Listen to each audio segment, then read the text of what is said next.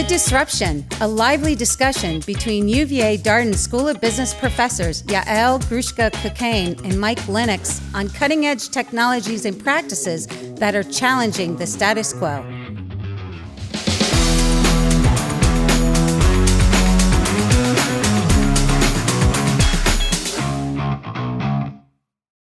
Good morning, Yael. How are you doing today? I'm great, Mike. Good morning. It's exciting to be back with our podcast. What's our topic for today?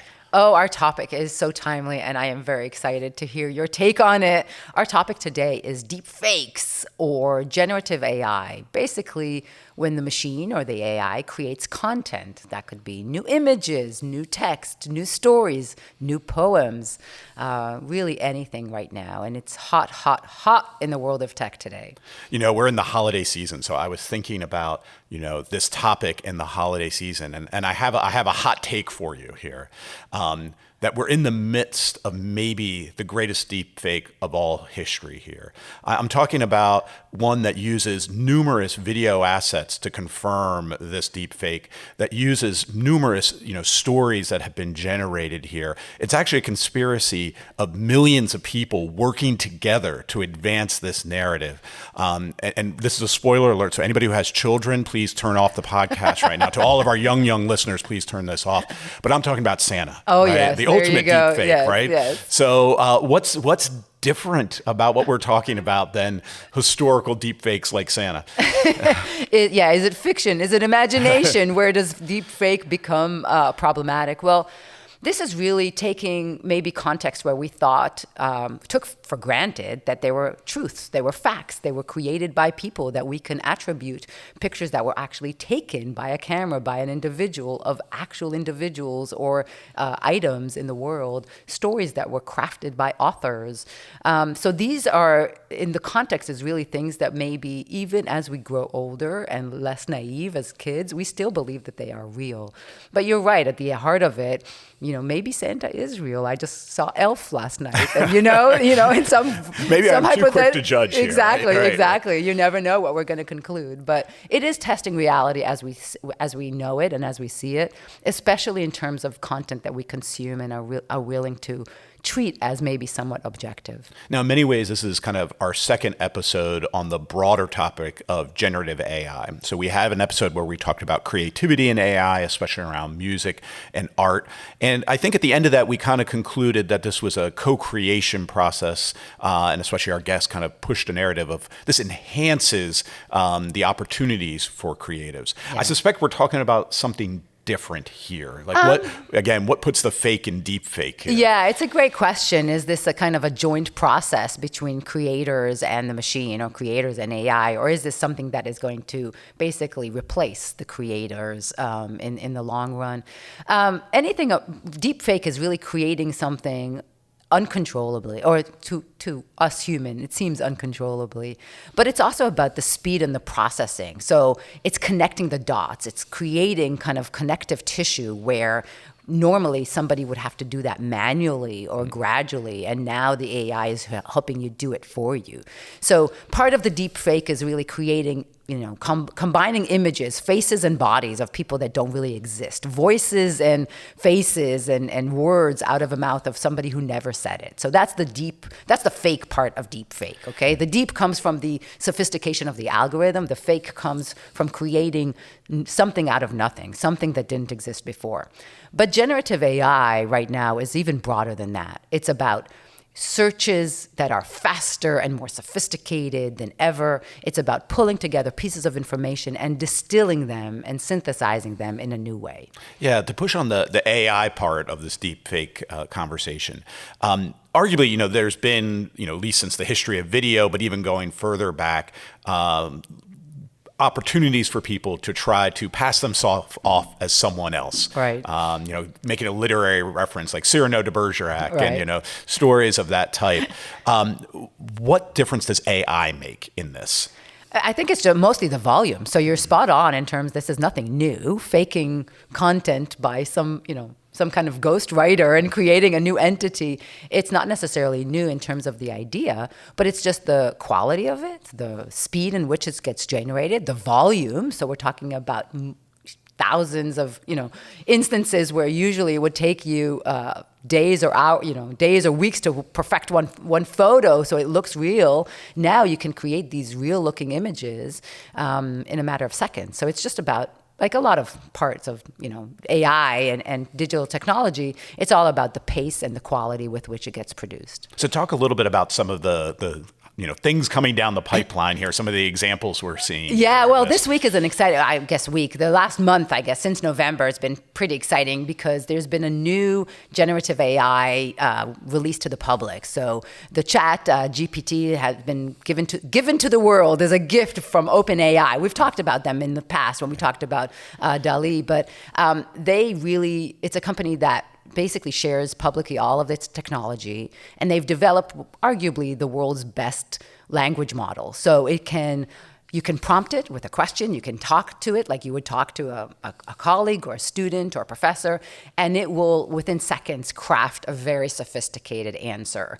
And you can go back and forth and continue to challenge this chat bot, and you can get very intense and, again, sophisticated and detailed responses that to the naked eye doesn't look like a computer generated them. And the way that it gets done is using traditional, AI technologies, so neural networks, the deep version of those, so sophisticated models that learn on tons and tons of data that is out there in the public domain.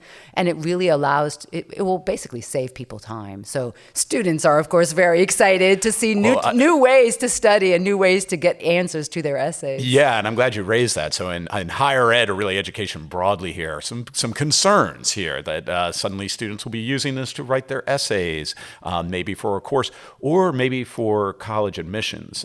So I am married to one of the leading college admissions experts in the country, and she's also expert in particular on essay writing. So when this chat bot came about, I decided, let's give it a try.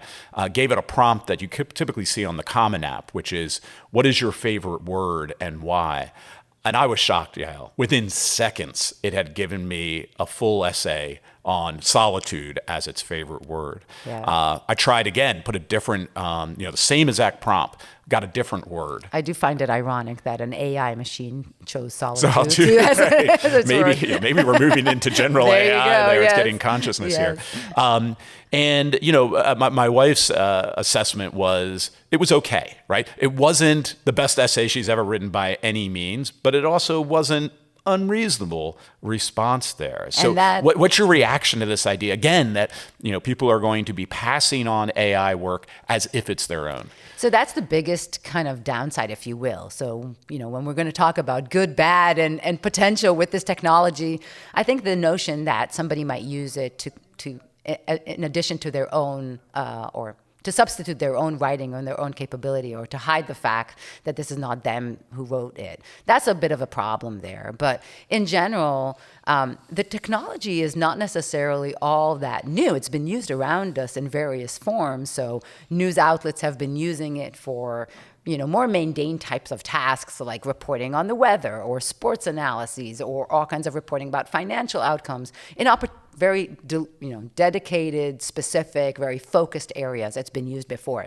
The power of this new chatbot, if you will, is that it's open-ended. It's general. Anybody can use it for their purposes, and the purposes are multiple. You can write poems and songs and limericks and essays and just get answers that are comprehensive for understanding in a broad array of topics, and it passes like an average individual, right? So the quality is high.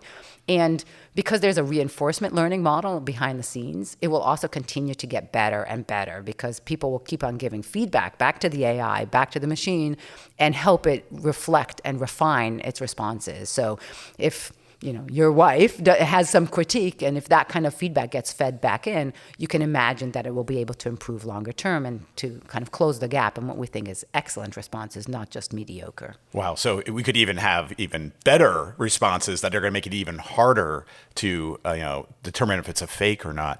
One of the interesting things about OpenAI is this notion that when we have a powerful tool like this, it needs to be broadly in the hands of the population, because otherwise this might be a source of power or the like. Do you agree with that? I'm thinking, about what's happening with Twitter and Elon Musk ownership of it now. Is democratization of the technology the best path forward, or is it maybe the scariest path forward because now it's in the hands of any nefarious individual who wants to misuse this technology? Well, I think the recent history, the past 20, 30 years, has definitely shown us that the growth and the opportunity lies in the general domain. So the more we share these tools, the more exposure they get, the more people get to play around with them, the better the quality is across the board. And so if the technology is to improve, if the quality of the machine is going to improve, and even if the general conscientious usage or ethical usage is going to be vetted, it's only done when it's in the public domain. Think about Google and search, right? If they were to charge, I remember at the beginning, there were some debates whether search should be free or we should buy the tool in order to pay in order to get good search results. It would have made all the world, we would probably be stuck, definitely 10, 15 years behind in terms of the quality and the speed of the search that we have today if it wasn't open to the public in the way that it is today. So I believe that the only way forward is to open it up and for everybody to sink their teeth into exactly what the technology can and cannot do, where are some edge cases, and what do we as a society have to deal with. And then solutions will emerge, whatever those are. Do you think at a minimum we need to have, I don't know if it would be a regulatory framework or otherwise, to at least assert like, hey, this was generated by an AI. That's one of the proposals. To be very, very clear that this was not a journalist or a human writing this. This is actually coming from an AI. Yeah, that's one of the proposals is indeed some kind of disclaimer, if you will, or some kind of alert that everybody can get so they know exactly where things were created, generated, and by who. And that goes for images, videos, articles that you can see. When you read an article, you look for the author, you look for who created that content. And if it's generated by by any one of these tools out there, there is an idea that would go a long way to reduce some of the anxiety that we're hearing around us. And what about the training of these? And in particular, I'm thinking about the concerns that as they're training on a data set, things can go off the rails pretty quickly. Here, what I'm thinking of is we've been talking about the OpenAI one, which is really attracting a lot of attention because it is so powerful and seems to work so well. But there was another recent example coming out of Meta on a science bot, if you will, that they had to close down within like 48 hours. Right. Can you help us with what happened there? Well, like anything else, and we've talked a lot in our various episodes about biases that exist on data once you use data to train models, there's going to be biases. And when the results are too biased or too misleading in one way or another, at some point, you have to go back to the drawing board and fix your model and retrain. And that's basically what happened to Meta, is that their models were just not ready to cope with more general questions, and that the data that they were using and the way that their models were fit were problematic. But this is typical. We just don't see it as much in the headlines because companies don't always expose their algorithms to the public. But when you have so many people, thousands and thousands of people testing out your technology, you're going to find edge cases. And it's just about how you deal with them. But actually, we have an expert online that might be able to give us some more answers just because we want to get some more clarity on the technical components. So I'm going to call in or bring in from England, all the way from England, Dr. Tom Chatfield. Tom, are you with us? I am indeed. Hello. Wonderful. Well, Tom, I'll just introduce you briefly, so I'll tell our listeners exactly who you are in a brief introduction. So Tom is a British author and a tech philosopher. I love that definition, a tech philosopher. Mike, you should have that on your CV.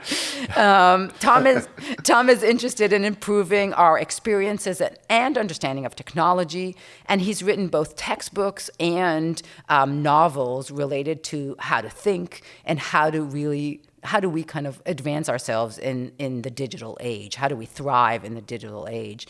Tom has worked with numerous universities around the UK and the world. He has his doctorate from Oxford University. And interestingly, during his daytime, he also spends a lot of time thinking and working with organizations that deal with copyrights for various authors. And so Tom is today's expert. Tom, thank you so much for joining us. Oh, it's my very great pleasure. Thanks for having me. Tom, you have thought long and hard and have talked in TED Talks and the like about the ethics of AI and everything that AI and generative AI is doing in the creative spaces. So what keeps you up at night? I'm going to start there, and then we'll open it up for Mike to see more questions that he has.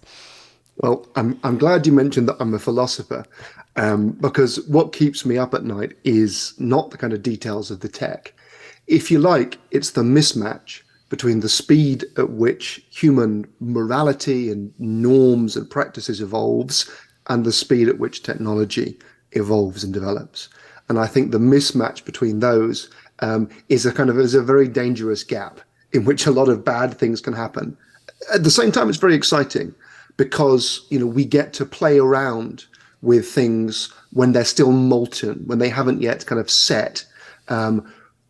This period in time right now, these weeks even, we're seeing the release of a cascade of astonishing technologies. How are we going to look back on this moment in 10, 20, 30, 40 years' time? There's a lot of stuff that's up for grabs. The future is being determined right now.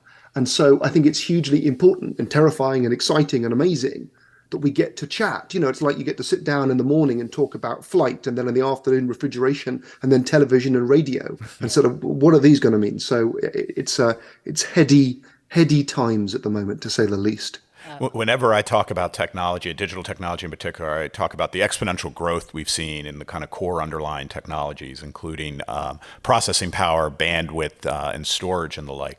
And what I always emphasize is if we continue to see that exponential growth over the next decade, the world will be radically different 10 years from now than it is today.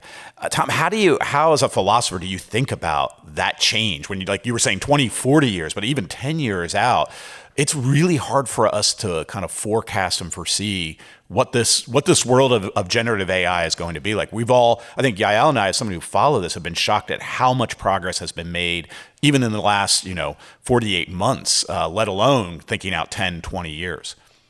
It's shocking and impressive. And I guess the two things I'd say are that, first of all, as I'm sure you know, when you talk to people who work in AI and computer science, they're not as surprised as the rest of us. Now, that might seem really obvious, but it's partly because what we're experiencing now is an intensification of stuff that was done quite a long time ago. Deep convolutional networks, deep learning. A lot of this stuff is decades old, or at least a decade old. And what we're seeing is really the way that a difference of scale in terms of speed and complexity yields a difference of degree in results. So, GPT chat is absolutely remarkable to interact with. But what it's doing is simply dialing up to 11 stuff that's been done for the last decade. But suddenly there's this breakthrough psychologically where really the Turing test is being kind of passed 1 million times a day. Now you interact with it and it really is as good as a human in terms of its convincingness. But the other thing I'd say, which I think is really important, is that if you're able to have a fundamental conversation about kind of how these things are done, what's going on underneath the hood, then you can look for these kind of larger patterns. And then you can have a conversation about the ways in which humans and machines are importantly different. The ways in which these results are being achieved by machine systems is nothing like the way human minds work. So I get a little bit obsessed with this future and, well, what are we going to want humans to do in order to both kind of bring value to the world, but also to interact in a kind of undeceived, rich and successful way with and through advanced machine systems. So I write and think a lot about skills like critical thinking, about creativity, and about kind of governance and ethics, because actually the values we build into a lot of systems now, the assumptions we bake into them, they're going to be with us for the long term. They're going to be very hard to remove in 20 years' time if we've done things wrong now. So I guess focusing on this underlying stuff is, for me, a hopeful and important thing to do.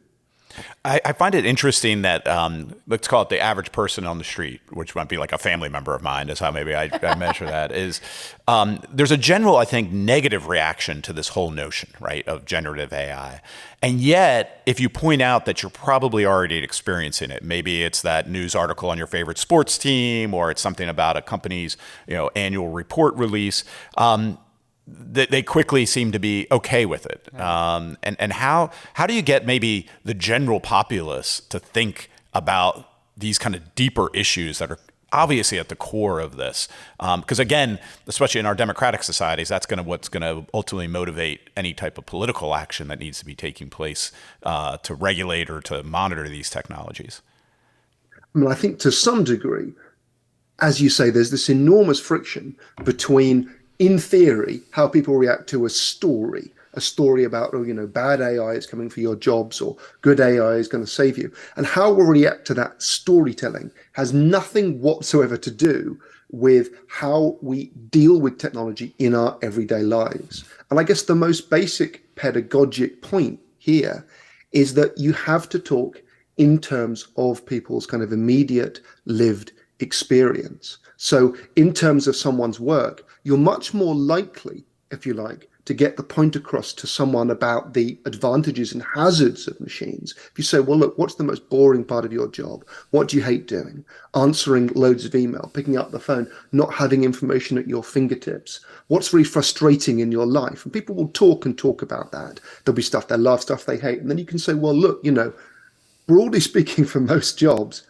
a lot of the stuff people hate is due to tech and systems that are designed with a lack of alignment for the benefit of the people using them. So people working the gig economy can feel absolutely oppressed by systems that are trying to maximize their productivity without respecting their rights, by surveillance, by all kinds of negatives. At the same time, people can feel incredibly excited by their ability to connect with others around the world, to find global markets, to work with international teams, to collaborate, to find research, to source parts, to source recipes, and so on.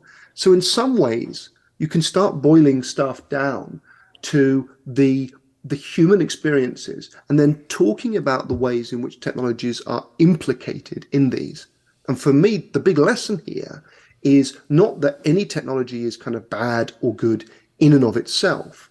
It's that it has certain kind of values and assumptions baked into its deployment, its instantiation in the economy and your life and so on. So you say to people, don't go out and say, oh, these are bad, I don't want these, or these are good, I want all of these. Say, I want you, my government, my employer, or whatever, to try and align the great powers and gifts of technology with what I see as my model of human thriving, of a life in which I have agency and respect and meaningful work. So we don't need to look to the far future to see the good and the bad. We just need to look a little bit more carefully at the present moment. I love that. And, you mentioned a few things in both questions that you responded to Mike. First, around the fact that the technology in and of itself is not necessarily all that new. It's the use cases that we're seeing and the quality of those implementations, which, and your second part about the present. So both Mike and I are professors at a business school, and we represent the impact on business, or we like to think about how technology impacts the business world and the business leaders that we train. And so the need to constantly revisit our values and to think about the ethics of business models and business decisions. On the one hand, Mike, both you and I are going to encourage our students to come up with business models and new business ideas that leverage some of this technology. But at the same time, our colleagues in the ethics department will have to continue to challenge our students to interpret what ethical dilemmas are today, given the technology today, not given technology that was maybe existed and used or deployed 20 years ago, but exactly in these kinds of circumstances. How do we come up with new businesses that cut out the mundane, make people still very proud of their place of work, to Tom's point, but also are challenged to consider the ethical implications. So I think that that's a great kind of way to think about it. And so, Tom, from your perspective, you've worked with authors and copyrights and the whole business model around authorship and creation of literature. How do you think about the impact on that specific business? Well, one of my starting points is just that in the year 2022, leaving aside AI, the business of trying to make your living or make a predominance of your living through authorship is tough.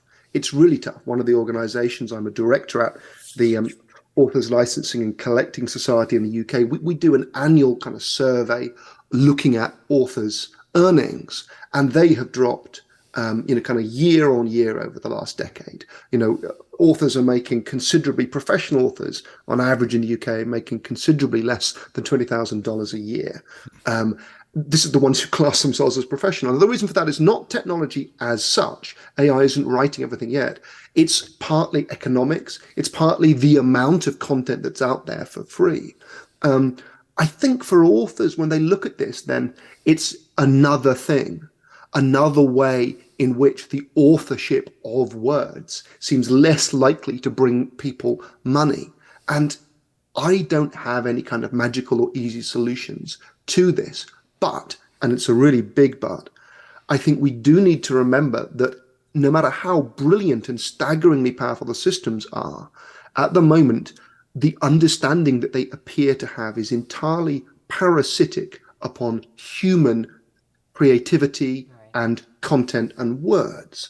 And so, in a practical way, with kind of copyright, before everything just gets mined by machine learning systems, we really need to think quite hard about the authors and creators and indeed citizens who've created the words and the images that can then be mined in their millions and billions for patents.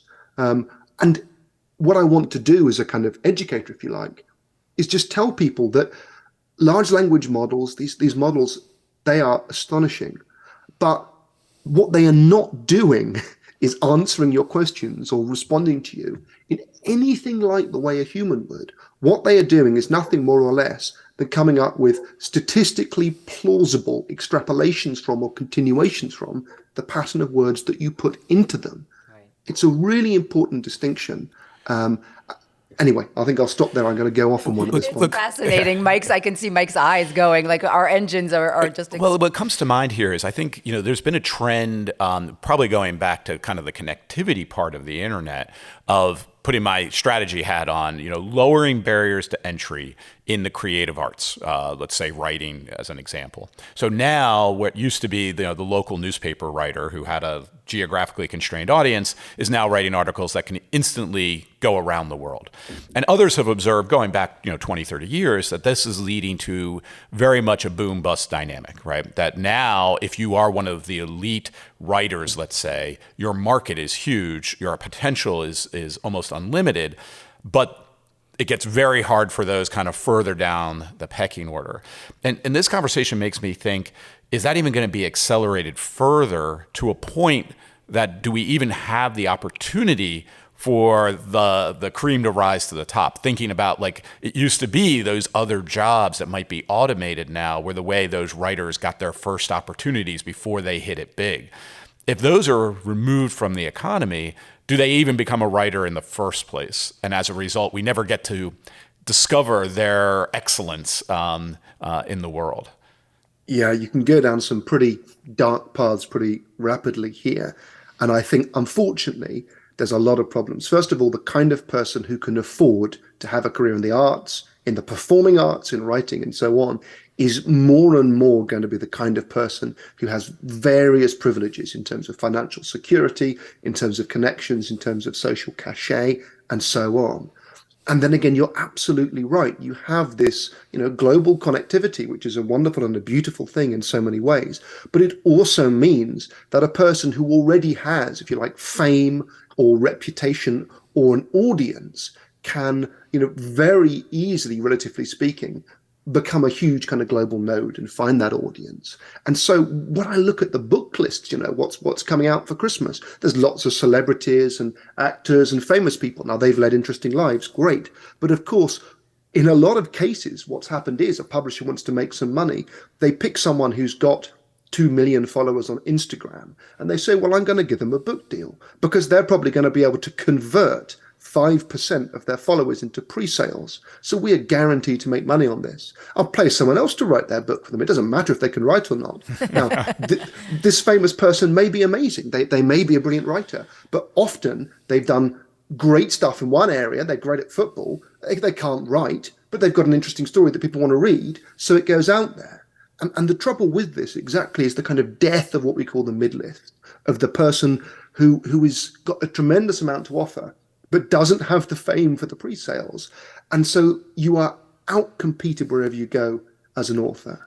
And last thing I'd say is, at the moment, I find it wonderful with my phone, with my kids. I can kind of make stop motion movies. We can do filmmaking. We can make movies. I mean, when I was a child, not that long ago, that was the province of professionals. Right. But now, with text to speech and speech to script and script to video, we get into a stage where my 6-year-old can say through a speech recognition engine, please GPT chat, write me a script for a movie in which a cartoon unicorn flies to the moon. It can write the script, and then Stable Diffusion or its sequels can animate it into an HD movie.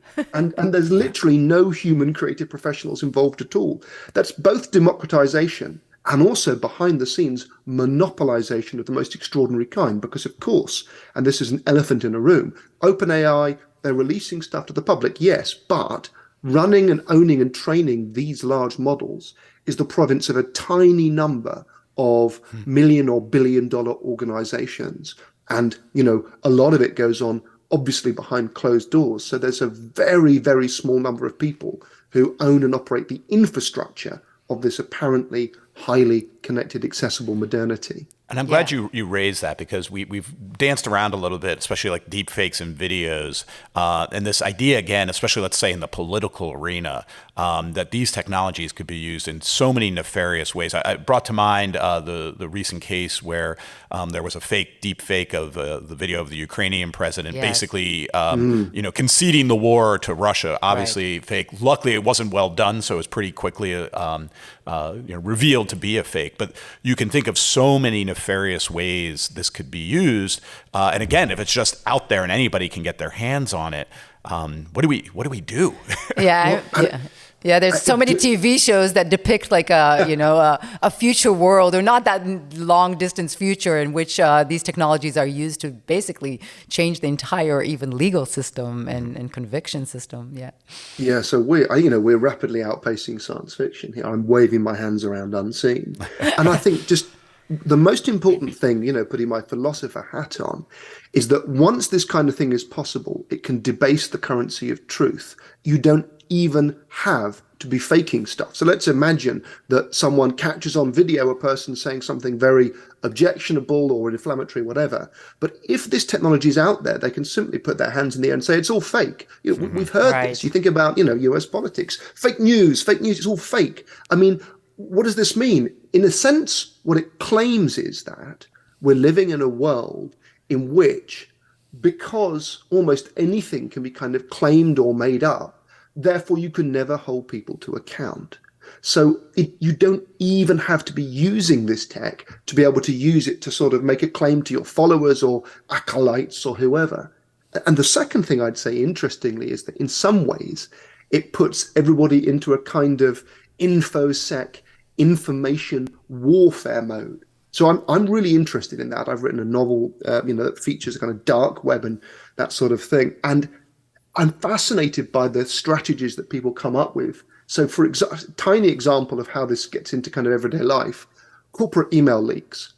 You see that in order to catch people, say at Twitter under Mr. Musk, leaking potential emails, you send a slightly different email text generated by computer to 1,000 different people. So the meeting room and the floor for your meeting are different for all of them. And that way, the person who leaks it is revealed because every email had a kind of unique signature. So we've already heard people working at places or working around large language models saying, well, you might be able to embed a signature in them that only a machine can tell if it's machine generated, a certain sequence of words or letters.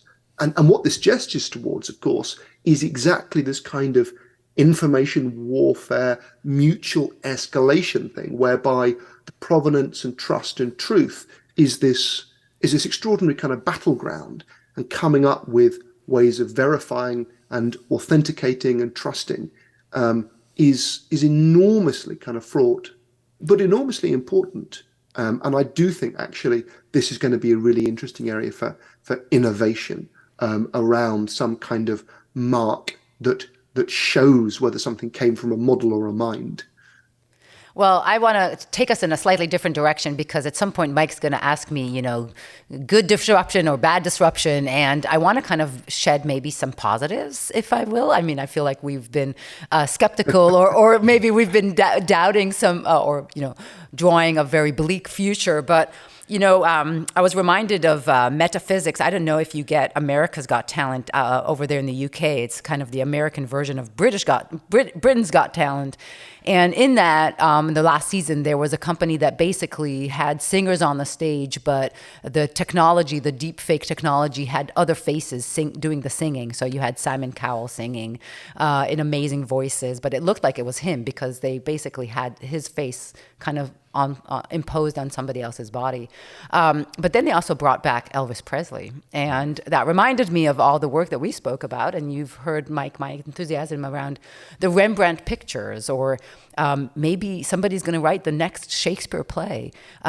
Bringing back folks that we've lost, bringing back, I think of my dear father, right? If I could create a conversation, if I could do the whole hallucination idea live with somebody who's deceased or has passed and kind of experience that again, maybe there's some real hope there in terms of humankind and how we think about the future. It's funny you go there because this is immediately we're going into Black Mirror territory. Exactly. Here. So they had a whole Black Mirror episode about someone bringing back her deceased husband. There you go. Who started as a chatbot. Yeah.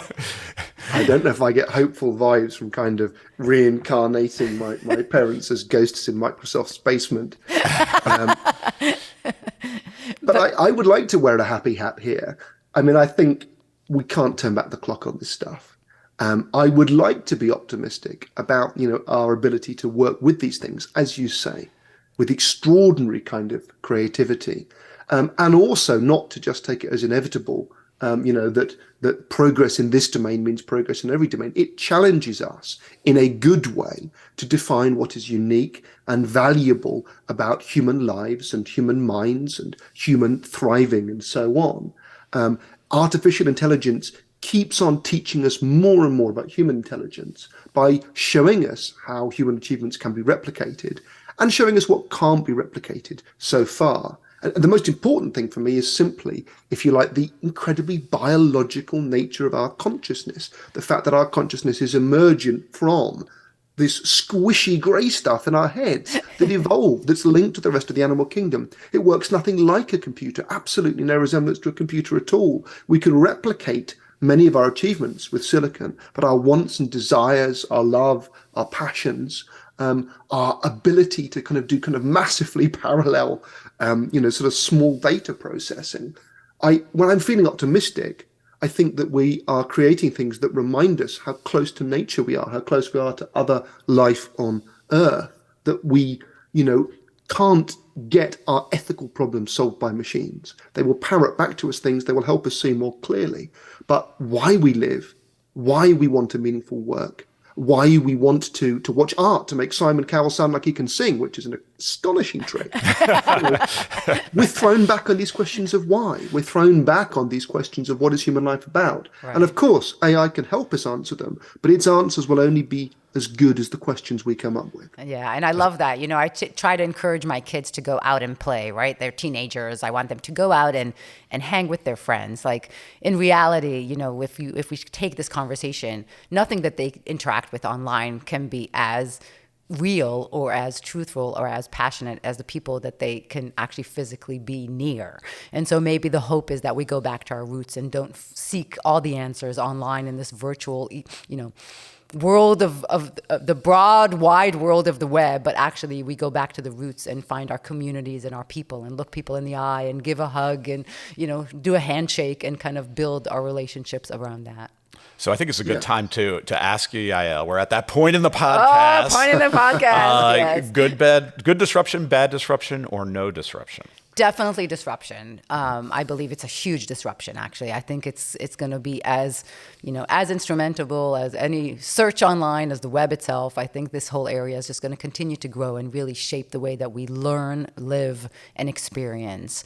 But I do think that it's going to be a good disruption. I think it's going to be saving time and focusing our attention on the more important nuances. It's going to push us all to be smarter and faster and draw much higher level connectivity and come up with new ideas in a way that we haven't been able to do before. So that's my hope. I'm going to go a different direction on this. Oh, I can't wait. And I'll explain why. So I'm going to lean on bad disruption. Oof. And you know me. I'm usually very pro technology. I'm usually very an optimistic person in general. I agree with everything that's been said. Technology, I always like to say, is amoral. It's not immoral. It's amoral. Humans have morality and can put that within the technologies we use. I think what I worry about the most is what Tom started out with: is the pace of change and our ability to keep ahead of it in terms of the use. So I love the vision both of you just have laid out of the better nature of humans and to be able to embrace technology and evolve it in a way that advances us. And clearly, we have a long history of being able to do that.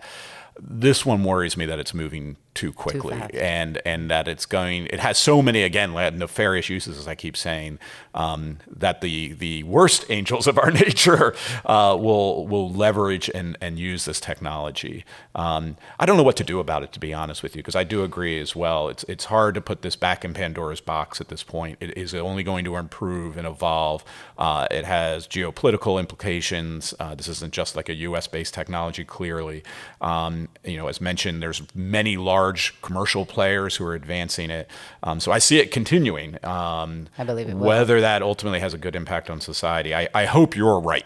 But I'm going to side on bad just because we're going to end this one with a controversy. Yeah. Yes. Well, my hope is with the younger generation, our students who are even not necessarily the younger generation, our kids, that this generation that is growing up digitally native, aware of some of these pitfalls, understanding the limitations. Our generation arguably is all about the hope and the capability. Oh, we can. And then the next generation will be how or should we? And I think they'll be the ones that I trust will lead us to a much better place. And bringing it back to where we began, they're going to actually make Santa real. Correct. There you go. We're going to bring this full circle. Exactly. Here. Allow us to keep our naivete all the way. Tom, let me just extend my gratitude and thanks for you for being with us. These are tough issues, and I appreciate your perspective. And it's always good to have a philosopher on the podcast here. As always, let me thank our producer Gary, our chief researcher Becky here, and as always, a shout out to Mark Wahlberg. We're still waiting on that recording of Good Disruption for us, but I'm sure it will arrive in the new year. Hey, Mike, now we can actually have a bot just record it for us. That's right. We don't even need his permission anymore. There you go.